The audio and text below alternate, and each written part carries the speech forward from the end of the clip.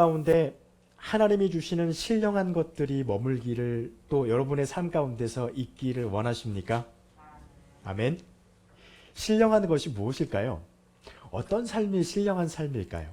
또 하나님의 신령한 어떤 것들이 우리에게 하나님에 의해서 주어지게 되면 우리의 삶에는 무슨 변화가 일어날까요? 가장 먼저 우리가 생각해 봐야 될 게요. 신령한 건 뭘까? 또 신령한 것을 담고 사는 삶은 뭘까? 한번 생각해 봐야 될 것 같습니다. 그래서 과연 그 신령한 것이 우리에게 온다면 내 삶은 어떻게 될 것이고 그 신령한 것을 누리면서 하나님의 것을 가지고 살아가는 교회는 어떤 모습일까? 오늘 사도 바울이 고린도전서 12장 1절부터 11절까지 말씀에서 그렇게 말합니다. 형제들아 신령한 것에 대해서 너희가 알기를 원한다. 12장 1절에서 말씀하고 있지요. 그래서 여러분에게 말씀드립니다. 신령한 것은 과연 무엇일까? 먼저요. 이 신령한 것은 우리가 8절부터 10절에 있는 말씀을 통해서 알 수 있는 것은 하나님이 우리에게 무엇인가 주시는 것이 신령한 것임을 짐작해 볼 수 있습니다. 그래서 그 주시는 것이 무엇이냐면 지혜의 말씀을 주시고 지식의 말씀을 주시고 어떤 사람에게 믿음을 병 고치는 은사를이라고 하는 말을 나옵니다. 그래서 하나님이 우리에게 주시는 것은 아마도 은사일 것이다 라고 우리는 이 말씀을 통해서 볼 수 있죠. 맞습니다. 신령한 것은요, 하나님이 우리에게 주시는 은사를 말합니다. 그래서 은사를 하나님이 우리에게 주시는데 하나님이 우리에게 은사, 하나님의 신령한 것을 주시는 이유가 무엇일까? 첫 번째로는요, 하나님께서 우리에게 은사를 주시는 목적은 주님을 나타내기 위해서 주십니다. 3절 말씀에 그렇게 말하고 있죠. 그러므로 내가 너희에게 알리노니 하나님의 영으로 말하는 자는 예수를 저주할 수 없다는 거예요. 그리고 또 말씀하시죠. 성령으로 아니하고서는 예수를 구주라고 고백할 자가 없다고 말하고 있습니다. 이것이 은사와 무슨 상관이냐? 은사가 상관이 있습니다. 왜냐하면 성령을 통해서 하나님이 저와 여러분에게 하나님의 신령한 것, 즉 은사를 허락하시기 때문입니다. 근데 그 은사를 허락하신 이유는요, 하나님과 예수 그리스도가 구주 되심을 드러나게 하기 위한 목적이라는 것입니다. 그러면 여기서 아까 초두에 말씀드렸던 것처럼요, 신령한 것은 무엇일까? 여러분 신령한 것 생각하면 여러분 생각에 가장 먼저 떠오르시는 게 어떤 것이 먼저 떠오르세요? 무언가 신비롭고 무언가 좀 우리가 일상 속에서 이렇게 경험하는 그 자연적인 그런 세계의 법칙을 떠나 있는 것 같은, 뭐 영어로 그냥 슈퍼내추럴 이렇게 말하기도 합니다. 초자연적인 초본성적인 어떤 사건들을 막 일으키는 게 신령한 것이라고 우리는 생각해요. 그런데요, 신령한 것은 그러한 초자연적인 것 분명히 포함하고 있습니다. 그런데 자연적인 현상도 신령한 것 안에 포함되어져 있다는 거예요. 왜입니까? 신령한 것을 우리에게 성령을 통해서 주시는 이유가 그것이 이루어짐으로 인해서 주님과 하나님이 나타나는 게 목적이기 때문이에요. 이것을 조금 더 자연스럽게 말하면 이렇게 되는 것입니다. 여러분, 신령한 교회가 어떤 교회일까요? 그냥 우리는 신령한 교회 그러면 어떤 특별한 능력을 가지고 있는 사람들이 많이 있는 교회, 이렇게 생각할 수 있어요. 그런데 이것을 뒤집어 보면은요, 예수 그리스도를 나타내고 있는 교회면 신령한 교회인 거예요. 왜냐하면 은사를 주신 이유가 하나님을 나타내기 위해서 은사를 주셨기 때문입니다. 만약 그 교회가 세상 가운데 하나님을 잘 드러내고 있다면, 또 세상 가운데 예수 그리스도를 믿는 믿음과 예수님이 주님이라고 하시는 것을 잘 드러내고 있는 교회라면, 아까 우리 오수연 집사님 기도하신 것처럼 우리가 빛을 잃어버리지 않고 맛을 잃지 않은 소금으로서 계속해서 그 교회가 하나님의 것을 드러내고 있다면 그 교회는 신령한 교회인 거예요. 초자연적인 어떤 현상이 일어나든 초자연적인 현상이 아니라 그냥 일반적인 우리의 삶 속에서 하나님의 것을 드러내는 삶이든 그것은 관계가 없는 거예요. 중요한 것은 그것을 통하여서 하나님이, 예수님이 구주 되심을 드러내고 있는 교회라면 그 교회는 신령한 교회입니다. 그걸 다시 축소시키면요, 여러분과 저의 삶을 통하여서 하나님이 하나님됨을 선포하고 예수님이 그리스도이시고 구주이심을 선포하고 마지막 때가 있음을 말하고 마지막 때에 주님께서 주님을 믿지 않는 자들을 향해서 심판하실 것을 선포하는 삶이 저와 여러분의 삶 속에서 자연스럽게 드러나고 있다면 여러분과 저는 신령한 자로서의 삶을 살아가고 있는 것입니다. 이 말씀을 드리는 이유는요, 다른 것이 아닙니다. 여러분, 은사는 한 사람을 드러내기 위해서 하나님이 사람에게 허락하신 것이 아니라는 것입니다. 가끔 우리는 그런 것들을 많이 볼 수 있죠. 이런 거 여러분 가끔 들어보셨죠? 어떤 교회 가면 어떤 권사님이, 어떤 장로님이, 어떤 목사님이 있는데 그분은 기도만 하면 뭐가 이루어져. 그래가지고 그곳에 사람들이 막 다녀요. 그런데 이쪽 교회에서 어떤 일이 터져가지고 그 사건이 일어났어. 그래가지고 그 사건이 일어나니까 또 그러면 이쪽으로 하늘을 싹 가요. 이것은 하나님께서 주신 은사에 대한 바른 이해를 갖지 못하고 있는 것이 이것을 나타내는 겁니다. 막 바람 부는 것처럼 이리 갔다 저리 갔다, 이거는 하나님이 주신 나타내신 은사가 아닌 거예요. 이것은 무엇이냐면요, 은사를 주신 것은 그것을 통하여서 그 은사가 행해지는 그 자리에 누가 나타나는 겁니까? 하나님이 드러나는 거예요. 예수님이 드러나게 하는 것이 은사인 것입니다. 그것이 진짜 은사 행하는 것이겠죠. 그리고 이것은 또 무엇을, 은사는 어떤 것을 말하고 있냐면 2절 말씀에 그렇게 되어 있죠. 너희도 알거냐, 너희가 이방인으로 있을 때, 예수 그리스도를 믿기 전이라는 거죠. 예수 그리스도를 믿기 전에 너희는 말도 못하고 움직이지도 못하는 우상에게 끌려다녔다 이거죠. 하나님의 은사는 참과 거짓을 가리고 드러내기 위해서 하나님이 우리에게 주셨어요. 참은 무엇이고 거짓은 무엇입니까? 참은 진짜 우리에게 구원을 허락할 수 있는 신이 누구인지를 알게 하는 것입니다. 거짓은 겉은 화려하고 수많은 사람들이 그곳을 향해서 그곳에 모여서 무엇인가를 하고 있으나 그것이 거짓인지 참인지를 나타내는 것은 하나님이 그 성도를 통하여서 하나님의 뜻을 드러내버리는 그 자리에 하나님의 것이 드러난다면, 하나님의 구원의 메시지가 선포되어지면 그것이 참인 것이 되는 거예요. 그렇지 않은 것은요, 거짓이 되는 것입니다. 그래서 은사는 어떠한 사람을 드러내는 것도 아닙니다. 어떤 신비적인 어떤 현상을 막 쫓아다니게 하기 위해서 만들어진 것도, 하나님이 우리에게 주신 것도 아닙니다. 무엇이냐면 그 은사가 행해지는 그곳에 하나님이, 예수님이 나타나기 위해서 하나님이 우리에게 주셨다는 것입니다.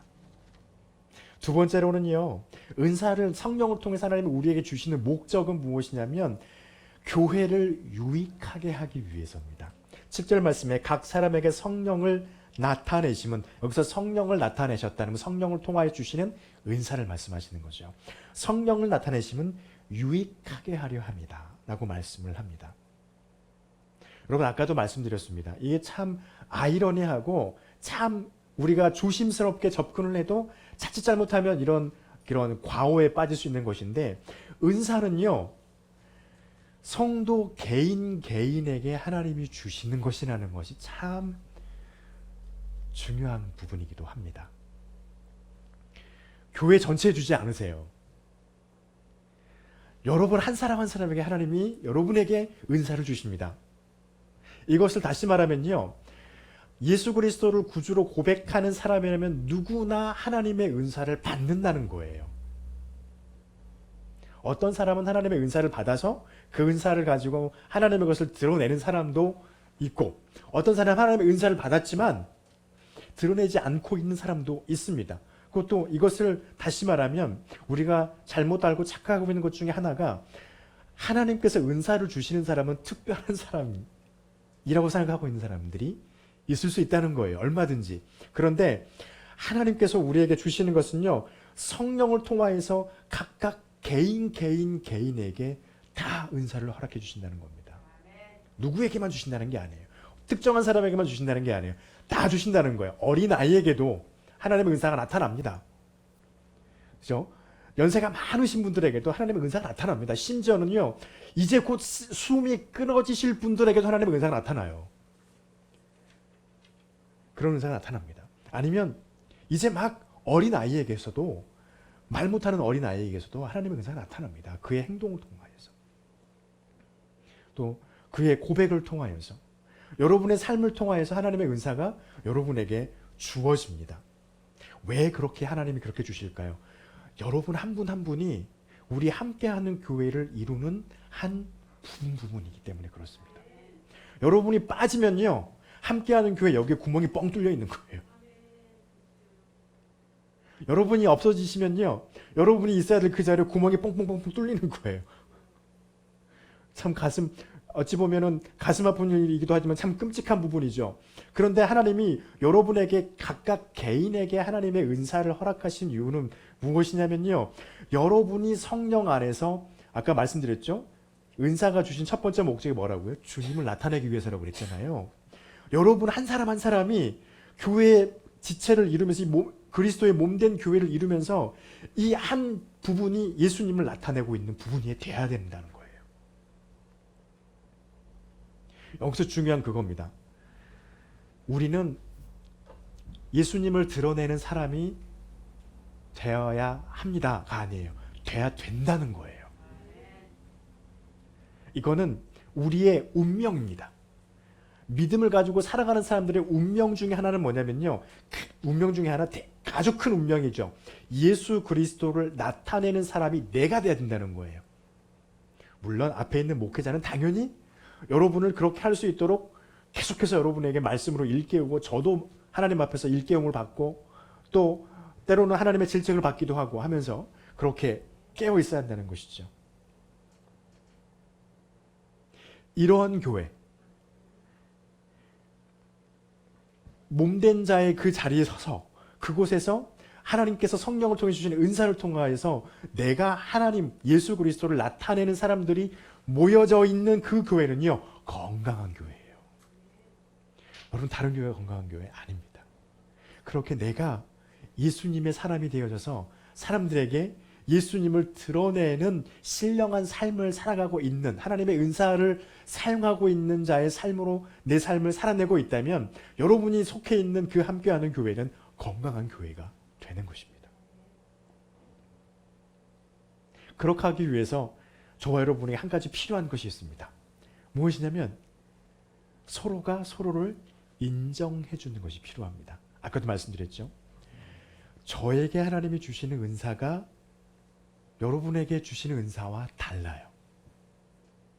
여기 앉아 계시는 각각 여러분 성도님 한 분 한 분에게 하나님이 성령을 통해서 주시는 은사가 내 옆에 내 뒤에 앉아 있는 성도님에게 주신 하나님의 은사하고는 또 달라요. 그래서 한 성도님이 가지고 있는 은사를 교회 안에서 또 세상 안에서 그것을 발휘하기 시작합니다. 그런데 이 성도님이 가지고 있는 또 다른 성도님이 가지고 있는 은사를 교회 안에서 세상 안에서 발휘하기 시작합니다. 이것이 여러 개의 하나님의 은사가 교회 안에 세상 안에서 막 발현되어지고 있을 때 그곳에서 무엇이 필요하냐면 저 사람도 하나님의 성령의 은사를 통하여서 지금 주님을 나타내고 있다라고 하는 것을 인정해주는 것이 필요하다는 것입니다. 그러면요, 이 몸과 몸이 이루고 있는 내 부분과 내 부분이 달라붙게 된다는 거예요. 그것을 사도 바울은 우리가 잘 알고 있는 것처럼 고린도전서 13장에서 사랑이라고 말합니다.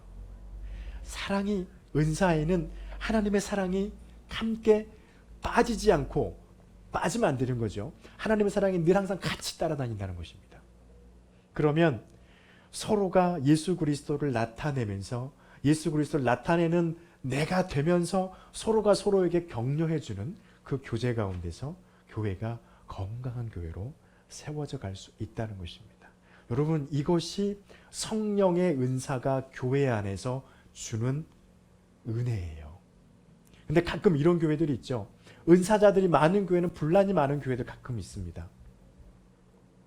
나의 은사가 더 좋다, 더 나쁘다, 또 내가 더 높은 차원의 은사다, 저 사람의 은사는 나보단 조금 낮은 차원의 은사다, 이런 구분하고 분리하고 하는 이런 일들이 가끔씩 벌어지는 것을 우리는 심심치 않게 듣거나 볼 수 있게 되어집니다. 이것은 잘못되어져 있는 것입니다. 여러분, 은사는요, 높고 낮음이 없어요. 은사는 하나님께서 그 사람에게 주신 은사인 것이지 다른 사람에게 주는 은사가 아니거든요. 그래서 은사는 어떤 것은 좋은 은사이고 어떤 것은 그저 그런 은사다고 하는 것으로 판단이 되어져서는 절대로 안 됩니다. 그렇게 판단되어지면 어떻게 되는 걸까요? 우리 교회, 예수 그리스도의 몸된 교회가 어디는 귀한 몸이고 어디는 안 귀한 지체인가요? 예전에 목사님들이 그런 말씀들을 많이 하셨습니다.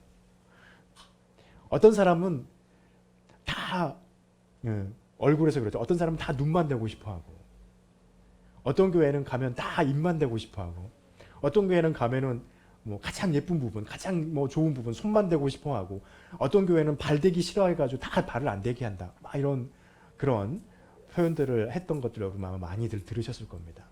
그것은 은사는 하나님 앞에서 구별되지 않아요.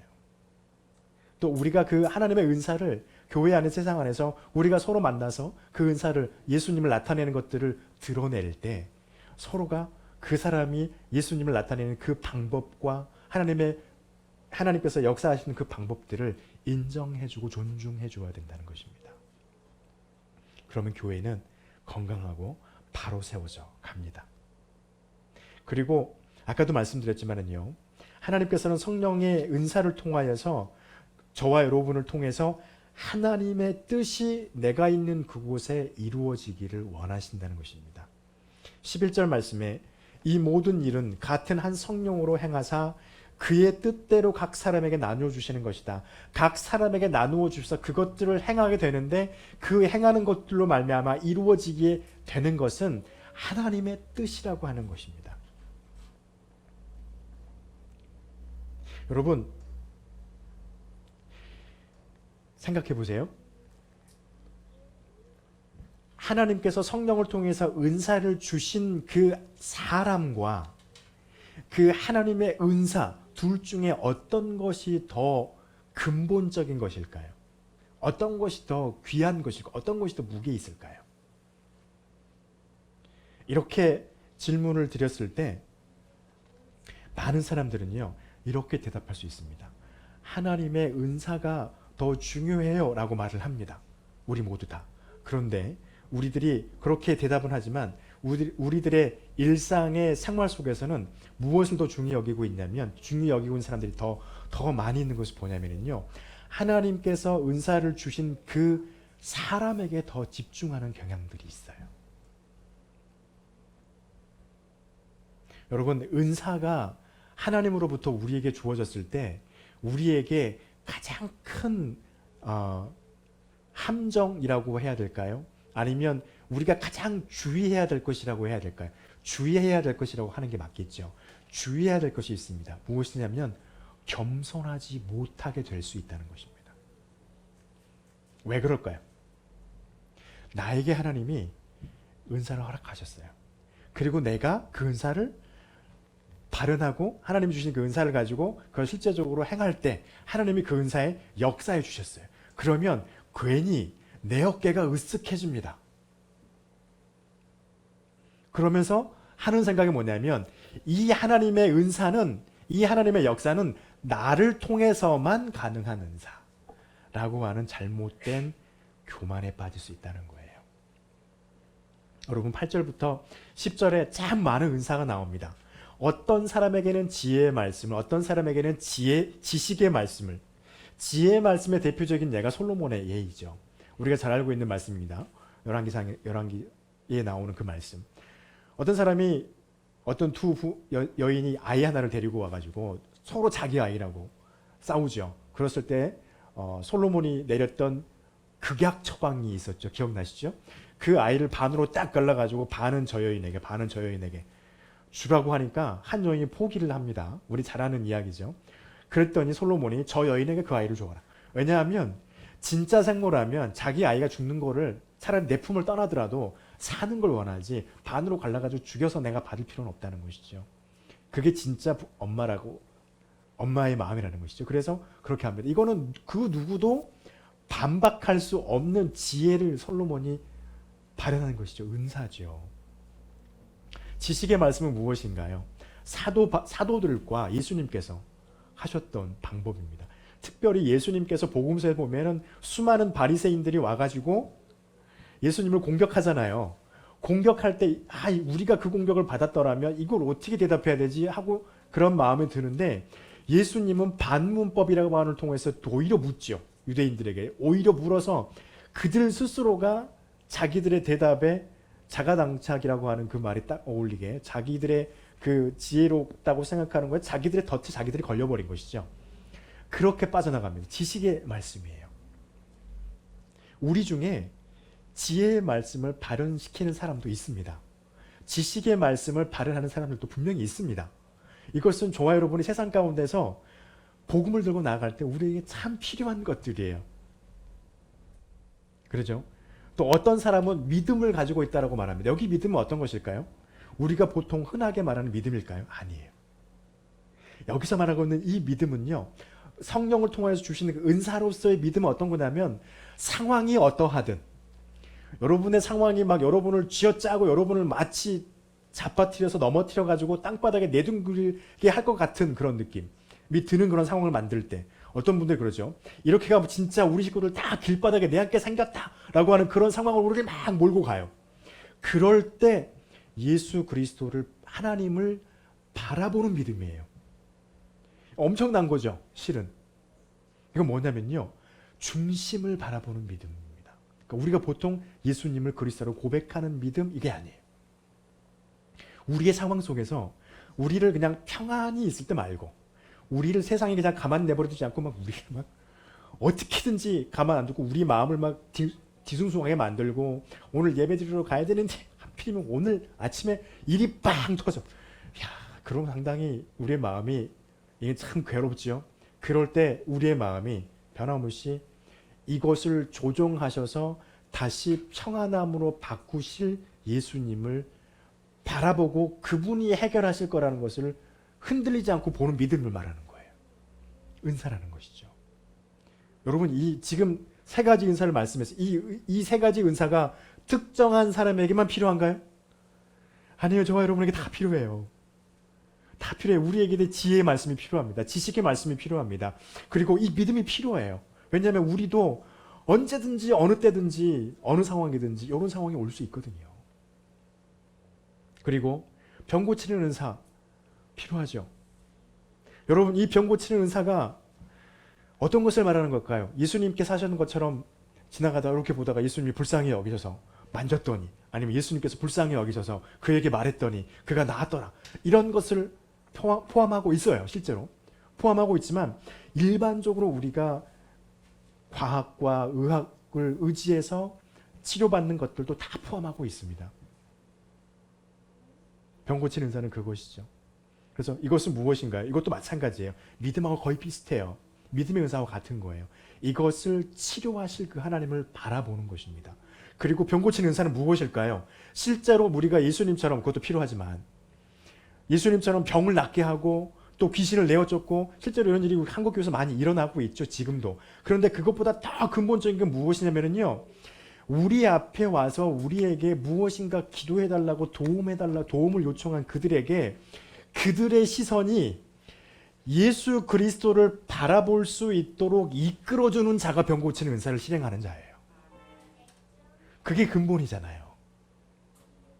병 고치는 은사 정말 아까도 말한 것처럼 쓱 나올 수 있죠. 예수님이 다 고치셨을까요? 예수님께서 말씀을 선포하실 때 다 믿었을까요? 다 믿었다면 유대인들이 지금 저러고 있으면 안 돼요. 네. 복음서가 기록될 수 없어요. 신약 성경 없어도 돼요. 왜냐하면 다 끝났으니까. 다 믿었을 거니까. 그런데 믿지 않는 자들이 있었다는 거예요. 왜요? 그들은 누구를 발견 못한 겁니까? 그 상황에서 그들을 구원하고 그들의 생활 속에서 그들의 병과 여러 가지 많은 그런 상황 속에서 그들을 이끄시고 고치실 하나님을 바라보지 못했어요. 바라보지 못하는 자에게는, 그래서 예수님께서 늘 말씀하셨죠. 소자야, 친구여, 여인이여, 너의 무엇이여, 믿음이 너를 구원하였다라고 늘 고백하셨어요. 그 믿음은 무엇인가요? 그것을 이끄시고 바꾸시고 조종하실 그 하나님을 발견하고 보는 거예요. 잃어버리지 않는 거예요. 그리고 여기서 병은 무엇일까요? 실제로 우리의 육신의 연약함으로 인해서 생기는 병도 말합니다. 무엇도 말할까요? 저와 여러분이 맺고 있는 인간과 인간 사이에서 관계에서 일어난 틀어져 버린 것들도 병이에요. 우리의 정서 속에서 틀어져 있는 것도 병이에요. 우리의 생각 속에서 틀어져 있는 것도 병인 거예요. 이 병이라고 하는, 병 고친다라고 하는 것은요, 하나님 앞에서 잘못돼서 꼬이고 틀어져 버린 것을 발견하게 하고 그것을 고칠 수 있는 하나님을 볼 수 있도록 시선을 돌려주게 하는 것이 병 고치는 은사의 주된 근본이라는 겁니다. 그렇다면 저와 여러분도 얼마든지 병 고치는 은사를 할 수 있는 거예요. 예언함도 마찬가지죠. 영 분별함은 무엇입니까? 여러분, 영을 분별한다고 하면 2절 말씀에 있는 것처럼 너희가 예전에 사탄을 섬길 때 그들에게 막 이렇게 끌려다녔죠. 끌려다녀요. 지금도 우리 주변에 이렇게 끌려다니는 사람들 많죠. 그런데 또 한 가지 우리가 관가한 게 있습니다. 예배를 드리고 있는 저와 여러분의 생각 속에도 영분별함이 있어야 된다는 거예요. 어떤 거요? 우리의 생각 속에는 끊임없이 사탄의 생각이 그냥 어떤 틈만 생기면 막 들어옵니다. 막 들어와. 막 들어와서 우리의 생각 속에서 부정한 생각을 막 집어넣습니다. 그리고 또 여러분 이것도 생각해 보세요. 긍정의 힘이란 말 있죠. 처음부터까지 다 긍정으로 생각해요. 여러분, 그게 하나님께서 주신 생각일까요? 아닐 수도 있어요. 사탄의 생각일 수도 있어요. 모든 것을 다 긍정적으로 생각하는 건 좋지요. 그러나 아닙니다. 하나님이 이끄시는 생각과 긍정의 생각은 다른 거예요. 이것이 영분별함입니다. 우리의 생각 안에도 얼마든지 사단이 집어넣는 생각으로 우리가 조종될 수 있어요. 그래서 참 어찌 보면 바리새인적인 기도이긴 하지만 가끔 그런 기도를 합니다. 하나님, 그때가 되면 어쩔 수 없을 수도 있겠지만 하나님, 제가 다른 사람들 앞에서 사탄의 도구가 되지 않도록 날 좀 어떻게 좀 긍휼히 여겨주세요. 기도합니다. 어찌 보면 이렇게 말하는 게 맞는 것 같아요. 바리새인적인 기도이긴 해요. 근데 하나님이 이끄시면 그 이끄심 속에서 따라갈 수밖에 없는 존재이지만 그럼에도 불구하고 그런 기도를 하게 됩니다. 왜냐하면 내 속에도 분명히 사탄의 생각이 들어올 수 있기 때문에. 바로 이런 것들입니다. 그런데 이것은요, 이렇게 말하는 이유는 어떤 특정한 사람에게 하나님의 특정한 은사가 그 사람에게만 나타나지 않는다는 거예요. 중요한 건 무엇일까요?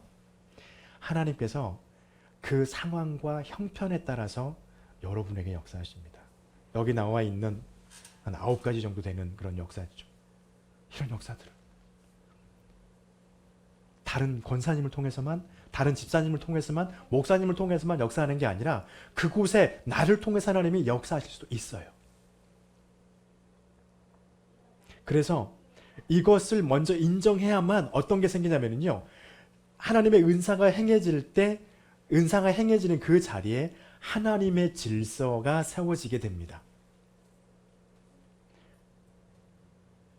우리 집사님을 통하여서 하나님이 병 고치는 은사를 실행하실 수도 있어요. 우리 권사님을 통하여서 지혜와 지식의 말씀으로 어떤 사람들을 꼼짝하지 못하도록 꽉 붙들어 버릴 수도 있어요. 네. 우리 두 집사님들, 여기 앉아 계신 우리 성도님을 통하여서 사람들을 위로하고 그 사람의 마음을 달래는 그러한 역사로 가실 수도 있어요. 또 그 사람을 통하여서 흔들리고 어려운 사람을 통해서 우리의 모든 것을 해결하실 예수 그리스도를 바라보는 그 시선이 흔들리지 않는 믿음의 은사를 견고하게 세우실 수 있기도 하실 수 있어요. 여러분에게 방언을 하시게 하실 수도 있습니다. 통역을 하시게 하실 수도 있습니다. 이 말은 뭐냐면요, 그 상황 속에서 하나님이 그 사람을 쓰신다는 거예요. 그러면 성령의 역사, 성령의 은사는 특정한 한 사람이 독점하지 않게 된다는 것이죠. 여러분, 이것이 교만함입니다. 이것을 깨버리면요, 자유로워져요. 가끔 은사, 조금 길어지긴 합니다만 은사라고 하는 것을 내가 경험하고 내가 그것을 어떤 것을 행했어요. 어떤 사람들 앞에서. 그래서 그 역사가 실제로 일어났어요. 그러면 어떤 강박관념이 생기냐면요, 내가 그 일을 하면은 반드시 그 일이 일어나야 된다라고 하는 그런 강박관념이 우리에게 생깁니다. 이거는 부담감이 아니에요. 여러분, 이거는 단연코 100% 말씀드려요. 사탄이 우리를 누르는 억압입니다. 왜요? 그 상황에서 하나님이, 내가 전에는 분명히 그 역사를 이루었지만 그 상황에서 하나님이 나로 하여금 그 역사를 이루지 않으시기를 원하실 수 있어요. 그러면 이루어지지 않습니다. 예전에 내가 그걸 행했다 할지라도. 왜요? 그곳에서 나를 통해서 하나님의 어떤 뜻이 일어나는 것을 바라지 않으시는 거예요. 나를 통해서가 아닌 다른 사람을 통하여서 하나님의 뜻이 세워지기를 바라시는 하나님의 뜻이 있을 수 있다는 것입니다. 여러분, 이러면은요, 내가 하나님의 은사, 예를 들어서 흔히 우리가 하는 걸로, 내가 기도했더니 그 사람이 나았어요. 그럼 내가 기도하면 무조건 다 나아야 돼. 아니에요. 그 사람을 통해서 내가 기도했더니 병 고치는 것보다 더 중요한 게 있어. 그 사람에게, 하나님에게. 그러면 내가 기도했지만 병 고침의 은사가 일어나는 것이 아니라 다른 하나님의 은사가 그 사람을 통하여서, 저를 통하여서, 기도하는 자를 통하여서 그 사람에게 일어나기를 하나님이 바라신다는 거예요. 그러면요, 우리에게 무엇이 생길까요? 자유함이 생깁니다. 내가 기도했는데 그 사람이 원하는 것이 이루어지지 않아도 되는 거예요. 무엇이 중요합니까? 하나님께서 나를 통해서 그 사람에게 이루시고자 하는 그 뜻이 이루어지는 것이 더 중요한 것이죠. 그러면 그것이 이루어졌고 그것이 드러났다면 그것은 하나님의 은사가 지금 나를 통해서 다른 은사로 나타난 겁니다. 그러면 우리는 자유로워지는 거예요. 그래서 하나님의 뜻은 은사를 통하여서 나타난 하나님의 그 뜻이 이루어지는데, 그것이 나로 하여금, 아니면 내 옆에 있는 성도님으로 하여금, 다른 사람으로 하여금 그 사람에게 나타나게 하실 수 있다는 것을 우리는 기억해야 합니다. 그렇게 되면은요, 저와 여러분은 신령한 자로서의 삶을 살아가는 자가 되어지는 것입니다. 성령의 역사 안에서, 하나님의 은사 안에서, 자유로움 속에서 하나님의 은사로, 하나님의 뜻을, 그리고 하나님께 교회에 유익하게 하는 자로서, 그리고 주님을 나타내는 자로서의 삶을 살아갈 수 있게 된다는 것입니다. 저와 여러분이 이러한 믿음의 삶을 살아갈 수 있는 은혜가 있기를 간절히 축원합니다. 기도하겠습니다.